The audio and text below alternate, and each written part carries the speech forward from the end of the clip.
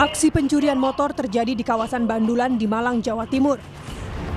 Pelaku yang merupakan seorang wanita melancarkan aksinya dengan modus menyamar sebagai penghuni kos baru. Dari rekaman CCTV, terduga pelaku seorang perempuan masuk ke dalam rumah kos.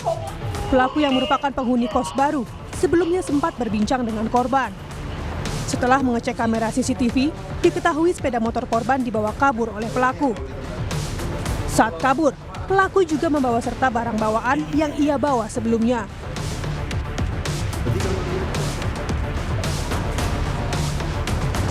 Satu unit motor yang terparkir di depan rumah warga di Jalan Tomat, Beji, Kota Depok, raib digondol maling.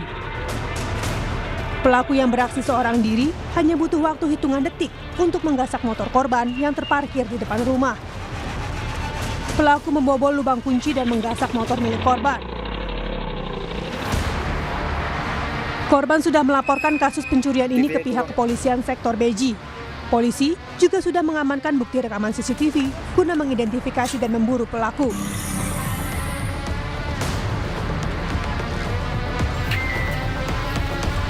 Kepergok mencuri, seorang siswi tega menikam gurunya di Kabupaten Ogan Komering Ulu Selatan. Kejadian naas ini bermula ketika pelaku masuk ke rumah korban untuk mencuri uang, namun terpergok oleh korban.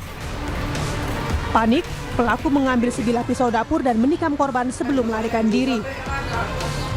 Pelaku berhasil ditangkap polisi setelah melarikan diri ke Kabupaten Ogan Ilir pada Rabu malam.